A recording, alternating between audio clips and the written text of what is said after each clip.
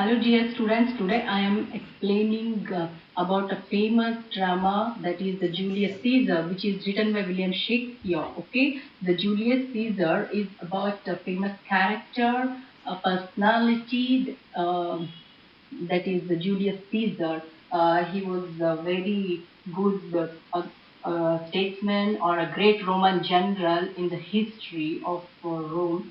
Okay, so of course the Shakespeare retold the story of the Julius Caesar through his great, unique style, narrative style of the writing in the dramatic section of English literature.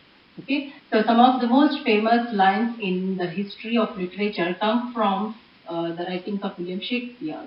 Okay, before going to begin the explanation of this play, I want to give brief introduction about the William Shakespeare.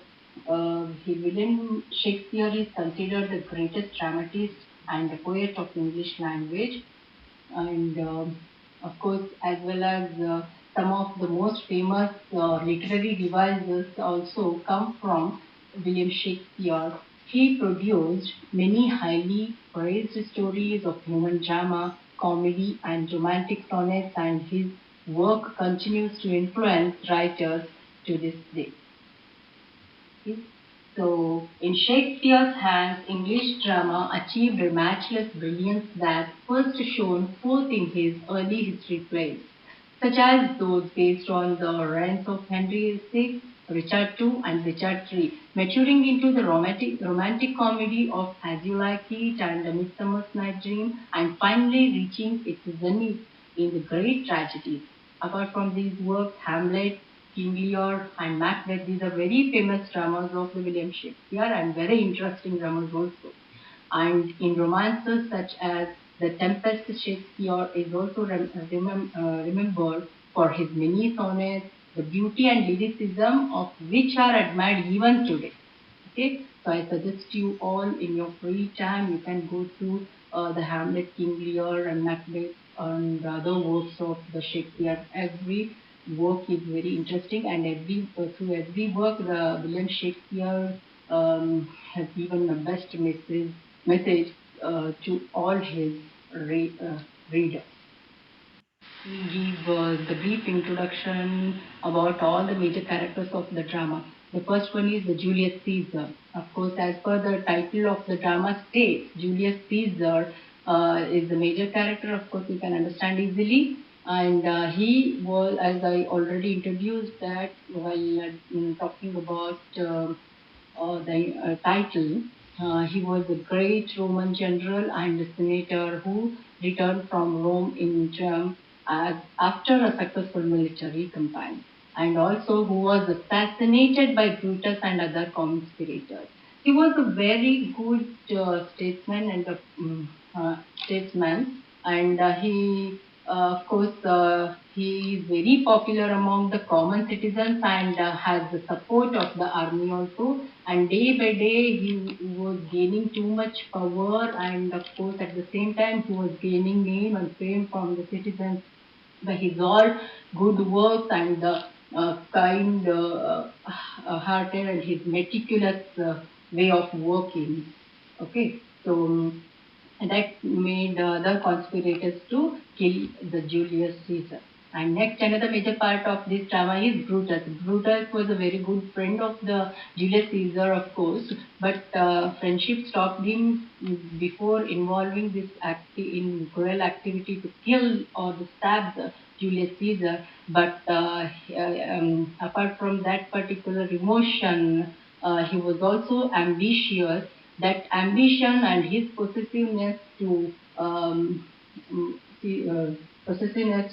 take the all authorities of the Julius Caesar and win the citizens' faith or the trust, he involved himself in this cruel activity, that is to stab the Julius Caesar along with other conspirators.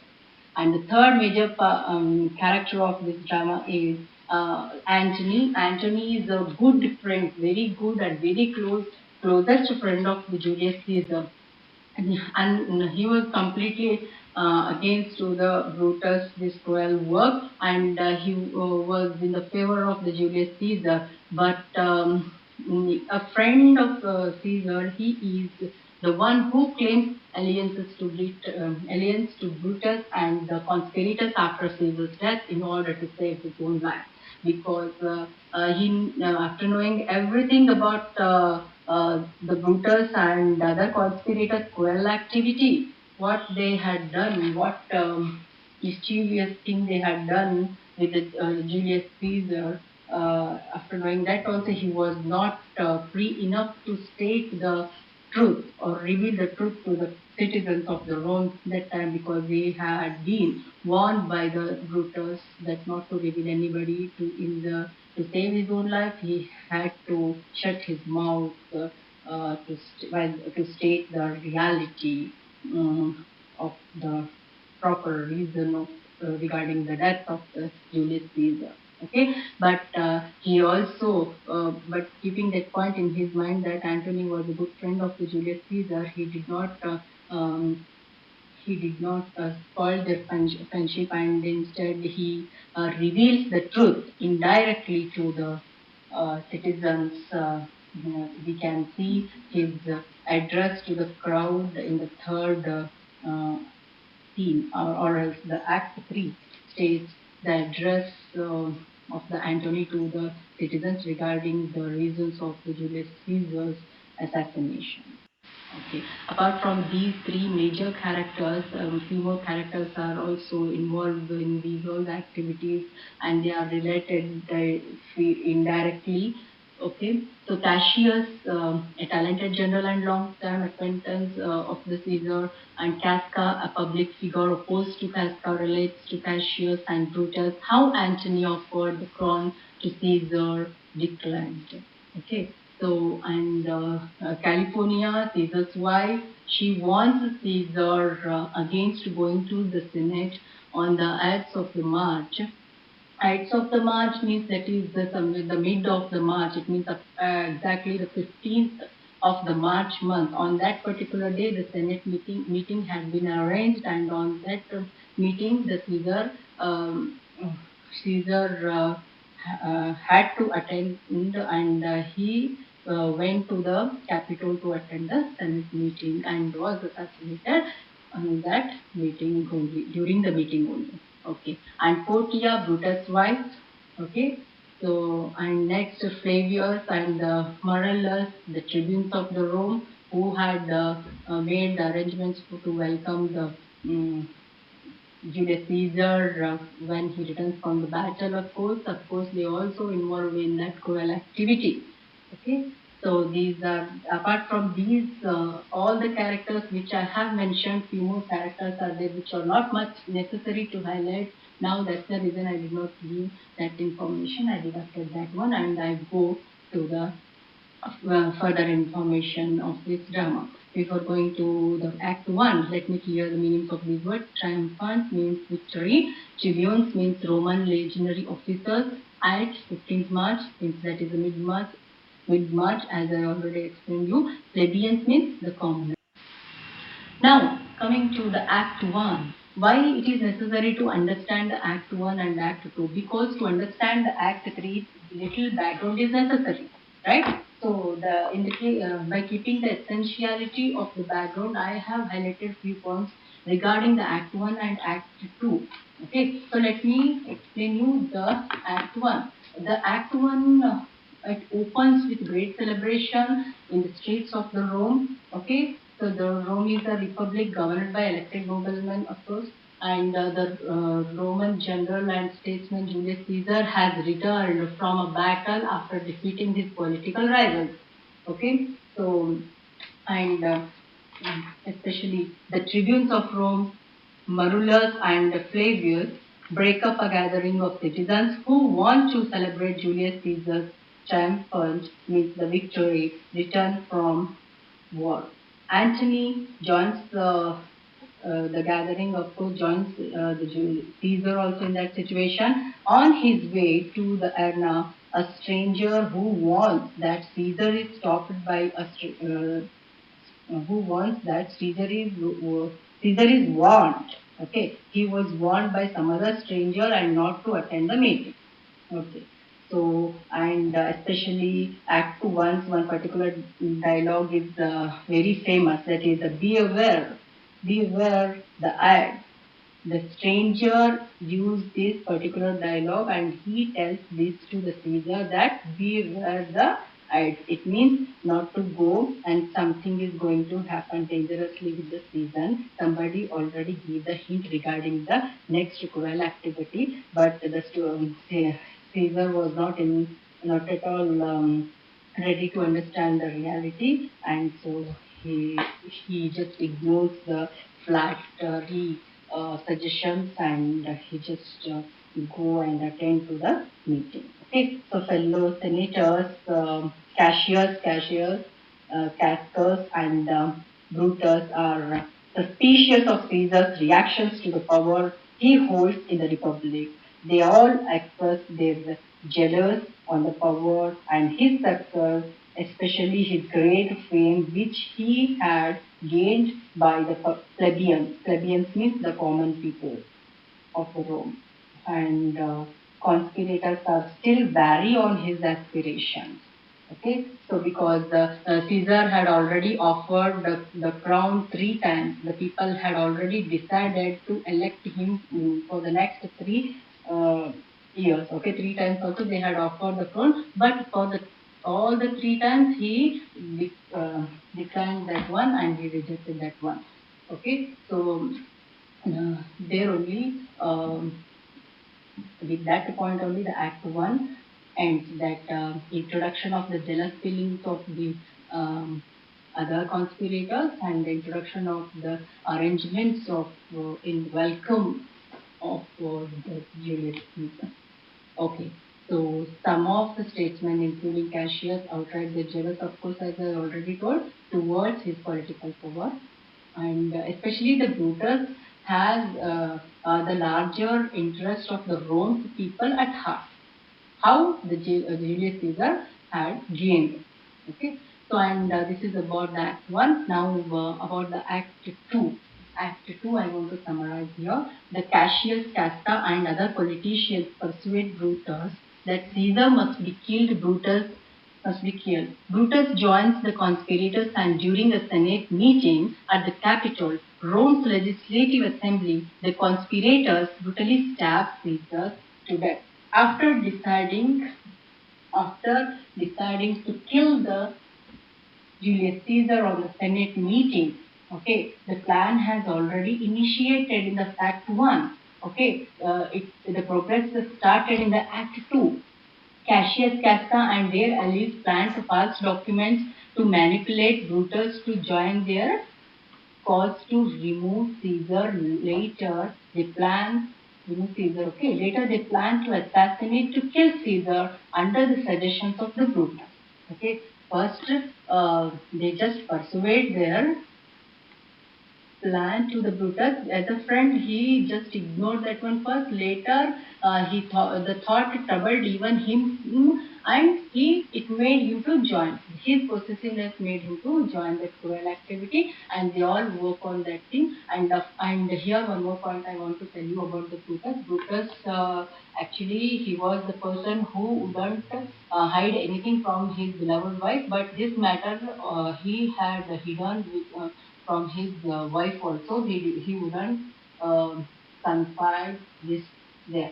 And next, this is all about the Act 2 and Act 1. Here only 2 words I have highlighted here. Stab means kill. Capitol means the government headquarters. Usually Caesar and other politicians or the statesmen who do the meeting, Senate meeting there. And now the main part of the drama for you all is the Act 3. Now let us discuss about the main part of this one. Okay, so in the third part of the drama, or in the Act 3, after the death of the Caesar, Brutus addressed the Roman citizens. Here the Roman in front of the Roman citizens, Brutus wants to prove that he had done the good work, because Julius Caesar was ambitious to save the country. He had to do that work inevitably. He cleared this point in front of all the citizens, and his address was held very effectively, and it made the common people to believe that the Brutus had done the right thing with the Caesar. Okay, so here the Brutus dialogue I want to read out because you can easily understand what are his dialogues. Okay, so especially we can the William Shakespeare. So this extract, especially this extract, demonstrates two instances of the power of the word through the skillful use of well-chosen language. Both Brutus and Antony managed to persuade their audience of the correctness of their respective thoughts and deeds. Shakespeare shows us the importance of mastering the ability to communicate effectively, a skill that you should practice. From this thing, we need to understand. Okay, so from these two address of the Brutus and Antony, we can easily learn how to talk stylistically and skillfully. We can easily understand that benefit we can get from this Act 3. That is only the intention of the William Shakespeare to write the address and highlight the address of these two great politicians or the statesmen in this drama. Okay, now I'll just read the Brutus dialogue. Okay, how effectively it had impact on the crowd of the room. Okay, be patient until I have explained everything. Romans, countrymen, and dear friends, be silent so that you can hear my reasons for killing Caesar. Believe me, for I am an honorable man, and keep in mind the respect that I have earned so that you can trust what I say. Criticize me wisely and be attentive so that you can judge me correctly. If there is any friend of Caesar's present here, I assured him that my love for Caesar was no less than his. If he demands to know why I oppose to Caesar, here is the reason. It is not that I loved Caesar less than anyone else, but that I loved Rome more than everything else. Which would you prefer? That Caesar was alive and all of us died as slaves? Or that Caesar were dead and we have as free men? We live as free men, of course. I weep for Caesar because he loved me. I rejoiced in his good fortune. I respected his bravery, but I killed him because of his ambition. There are tears for his love, joy for his fortune, honor for his valor, and death for his ambition. Is there anyone present here who is so degraded that he would like to be a slave? If there is such a person, let him speak up, for I have hurt him by killing Caesar. Is there anyone present here who is so uncivilized that he would not like to be a Roman citizen? If there is such a person, let him speak up, for I have hurt him by killing Caesar. Is there anyone present here who is so wicked that he does not love his own country? If there is such a person, let him speak up, for I have hurt him by killing Caesar. I will wait for that person to reply. After listening the speech by the Brutus, all the citizens agreed and they started believing that the Brutus and other conspirators did the right thing. They praised him for assassinating Caesar and delivering Rome from the evils of a dictatorship, right? But at this time, Caesar's close friend, Antony, he comes to address the people regarding the reason for the death of the Caesar again. But he had been warned by the conspirators not to tell anything against them and not to reveal the truth regarding the Caesar's death. But Antony does not say anything against the conspirators. Instead, he reminds the crowd of Caesar's many service which he had done, many good works which he had done for the Rome. Okay, his praise of the Caesar sways the crowd who now turn against the conspirator. Okay, and especially the Antony's speech changes the mindset of the citizens, what they had understood by the Brutus after the Brutus address. Now completely we can find the twist in the drama after the speech of the Antony. So let me read out the Antony's dialogue so that we can get a clear picture about the address, and what are the points he highlighted regarding the good work of the Julius Caesar. Antony, friend. Antony's dialogue is, friend, Roman, countrymen, please pay attention.